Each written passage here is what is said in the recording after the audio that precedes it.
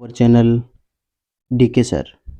आज हम स्टार्ट करते हैं इंग्लिश की किताब कक्षा 8 का चैप्टर नंबर 5। चैप्टर का नाम है the summit with in. With in का मतलब होता है आंतरिक, यानी कि आंतरिक शिखर। चैप्टर का नाम है आंतरिक शिखर। बिफोर यू रीड, पढ़ने से पहले, major HPS. Ahluwalia was a member of the first successful Indian expedition to Mount Everest in 1965। Expedition means होता है अभियान, मेंबर यानी सदस्य, फर्स्ट यानी पहले, सक्सेसफुल यानी सफल। यानी कि मेजर एच.पी.एस. अहलूवालिया 1965 में माउंट एवरेस्ट के प्रथम सफल भारतीय अभियान के सदस्य थे। हाउ डिड ही फील यानी होता है महसूस करना।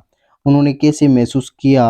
When he stood on the highest point in the world, जब वह विश्व के सबसे ऊंचे बिंदु पर खड़े हुए। स्टूड होता है खड़े हुए, तो उन्होंने कैसे महसूस किया। Let us here his story in his word, चलिए उन्हीं की कहानी को उन्हीं के शब्दों में सुनते हैं। हियर का मतलब होता है सुनना। Climbing the summit and then the more difficult task of climbing the summit within. More difficult यानी अधिक कठिन होता है, टास्क यानी कार्य, क्लाइंबिंग यानी चढ़ना, यानी कि बाहरी शिखर पर चढ़ने से ज़्यादा कठिन होता है आंतरिक शिखर पर चढ़ना। Of all the emotions which surge thought me. Surge का मतलब होता है उमड़ना, यहाँ पर लिखा है arose suddenly incidentally. Arose means होता है सर्ज मीन्स होता है उमड़ना। थॉट मी मेरे अंदर भावनाएं उमड़ी, इमोशंस यानी भावनाएं। आज I stood on the summit of Everest, जैसे ही मैं शिखर पर खड़ा हुआ। Looking over miles of panorama below us. Below यानी होता है नीचे, पेनोरमा मीन्स होता है परिदृश्य। यहाँ पर लिखा है view of a wide area, यानी बहुत चौड़ा क्षेत्रफल, उसको पेनोरमा बोलते हैं। माइल्स यानी मीलों दूर, लुकिंग यानी देखना। जैसे ही मैं शिखर पर खड़ा होकर के नीचे के मीलों दूर का दृश्य देख रहा था, तो मेरे अंदर की भावनाएं उमड़ी। The dominate one I think was the humility. Dominate means प्रमुख होता है, ह्यूमिलिटी यानी विनम्रता। और सबसे पहली जो भावना थी वो थी विनम्रता।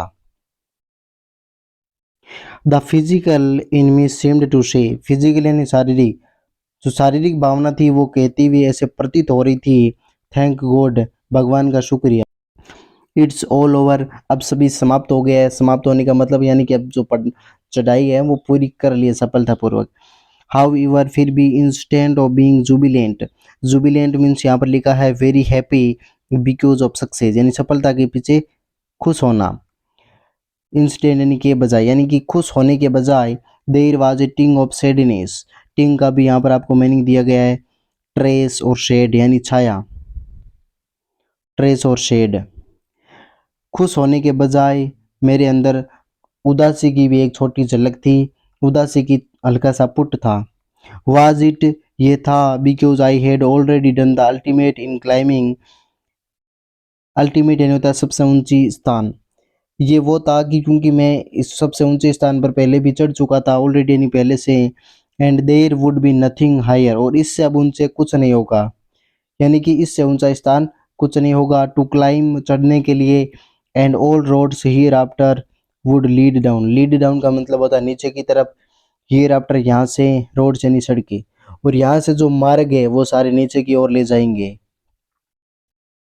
Bye climbing the summit of Everest you are overwhelmed by a deep sense of joy and thankfulness।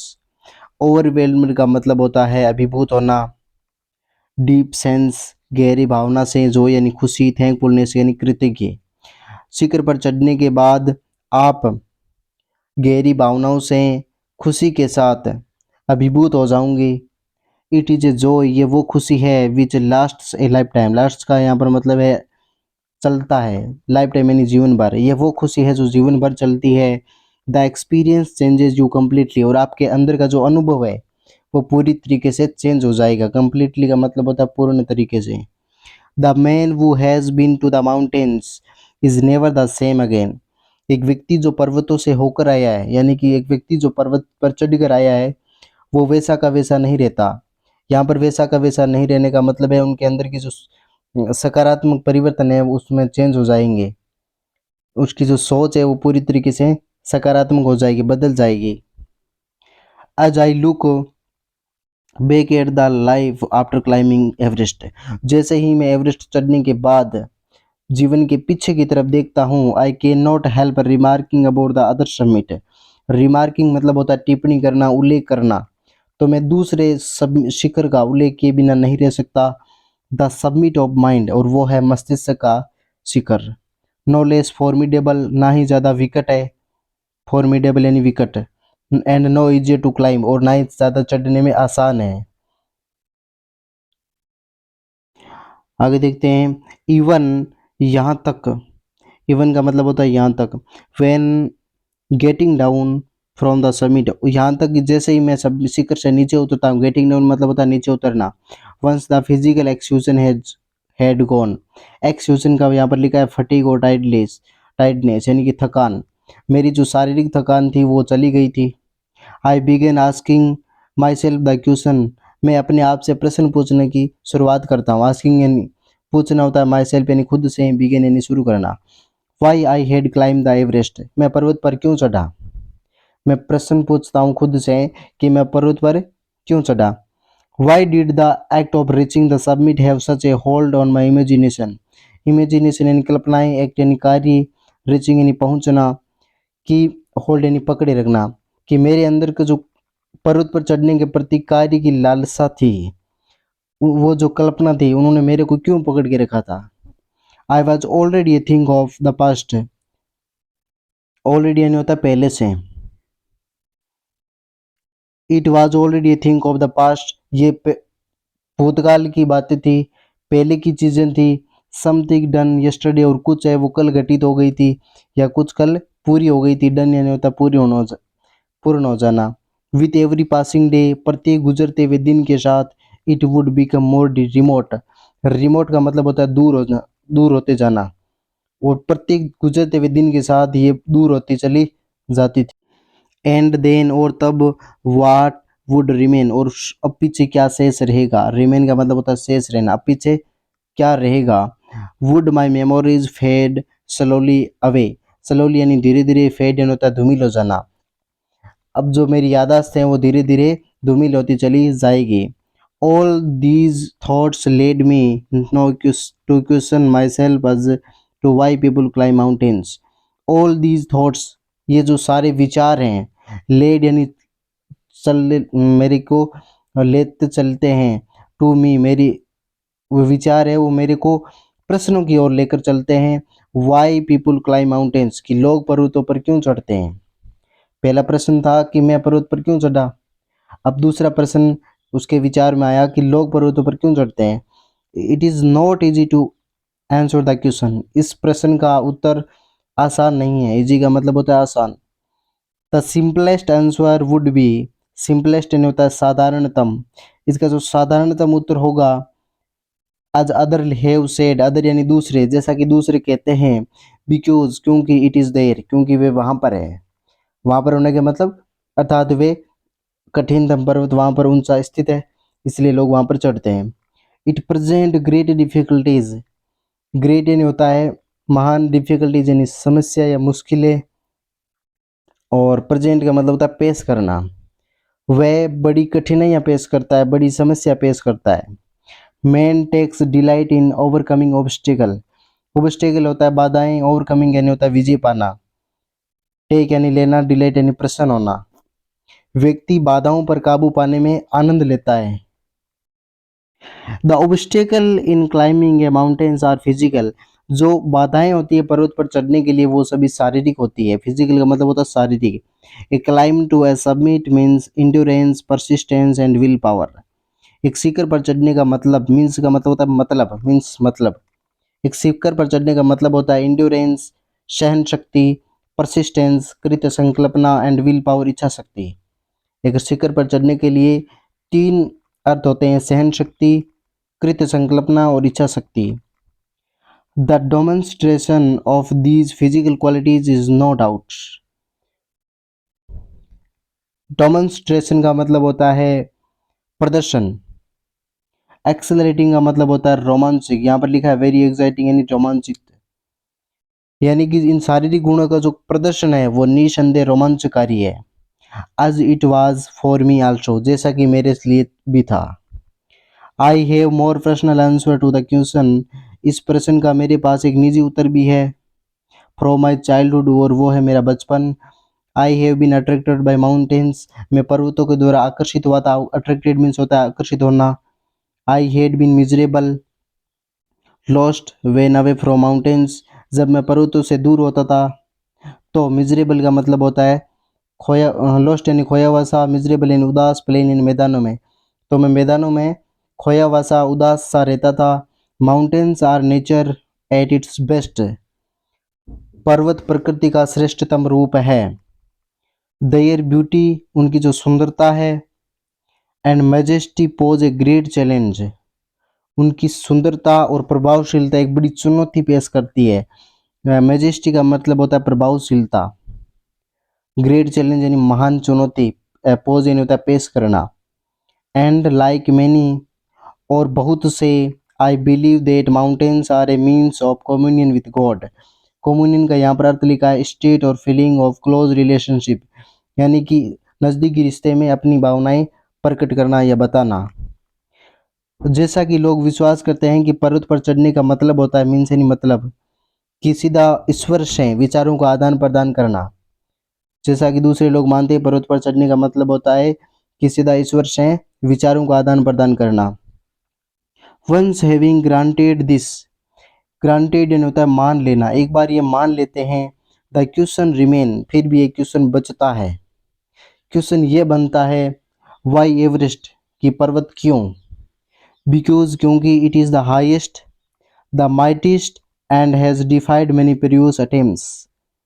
Highest यानी सबसे ऊंचा, माइटिस्ट यानी शक्तिशाली, एंड डिफाइड यानी होता है यहाँ पर लिखा फ्रस्ट्रेट, रेसिस्ट यानी कि हराना, असंभव करना, प्रीवियस यानी पिछले, अटेम्प्ट यानी प्रयास। पर्वत क्यों, क्योंकि वो सबसे शक्तिशाली है, सबसे ऊंचा है, और उन्होंने पिछले कई प्रयासों को असंभव किया है, पिछले कई प्रयासों को हराया है।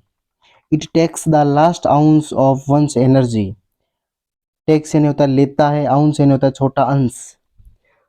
वे व्यक्ति की ऊर्जा का, प्रत्येक व्यक्ति की ऊर्जा का अंतिम अंश ले लेता है, यानी कि आदमी जब तक ऊपर चढ़ता है तब तक वो पूरा थका हारा बन जाता है, पूरी ऊर्जा एनर्जी है उसकी जो पूरी खत्म हो जाती है।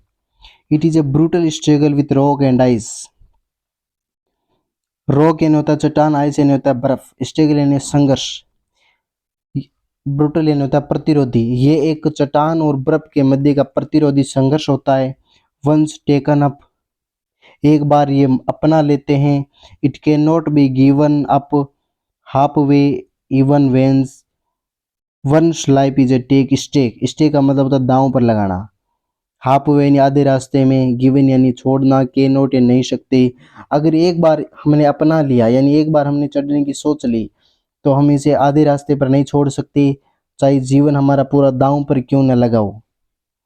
The passage back, the passage back is as difficult as the passage onward, back यानी पीछे की तरफ, ऑनवर्ड यानी आगे की तरफ, पैसेज यानी रास्ता, डिफिकल्ट यानी मुश्किल, यानी कि पीछे आने का रास्ता उतना ही कठिन है जितना आगे जाने का रास्ता है। एंड देन, और तब, when the summit is climbed, और जब हम समिट शिखर पर चढ़ते हैं, there is the acceleration, there is the acceleration, तो वो हम एक रोमांचकारी उत्पन्न करते हैं।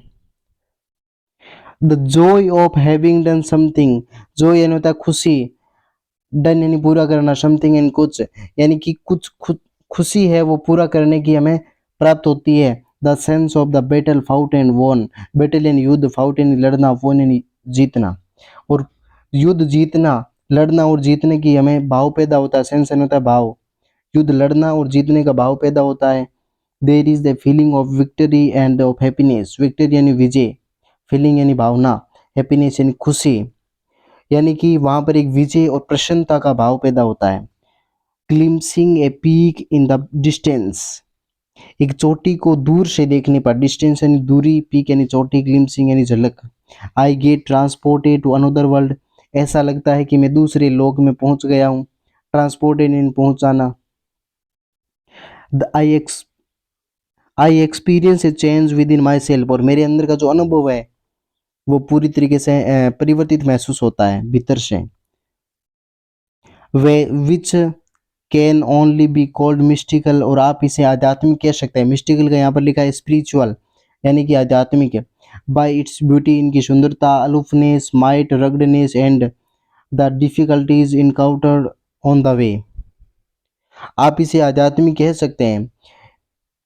इनकी बूटी यानी सुंदरता, अलूफनेस यानी होता है एकांतता, माइट यानी शक्ति, रगडनेस यानी उबड़ खाबड़, एंड द डिफिकल्टीज, और जो कठिनाइयाँ होती है, encountered on the way, encounter यानी सामना करना। यहाँ पर कवि कहना चाहता है कि इनकी जो सुंदरता है, एकांतता है, शक्ति है, इनकी उबड़ खाबड़ के रास्ते और जो कठिनाइयाँ, जो रास्ते मार्ग पर हमने जो सामना किया था। द पीक ड्रोज मी, जो चोटी है वो मेरे को अपनी तरफ खींचती है। अज एवरेस्ट डिड, वो जैसा पर्वत ने खींचा था वैसे ही। It is a challenge that is a difficult to resist, resist यानी होता है रोकना। जैसा कि एवरेस्ट ने किया था, ये एक वो चुनौती है that is difficult to resist, जिसने अपने को रोकना कठिन होता है। तो आज के लिए इतना ही पढ़ेंगे, बाकी पार्ट नंबर 2 पढ़ेंगे अगले वीडियो में। तब तक के लिए धन्यवाद।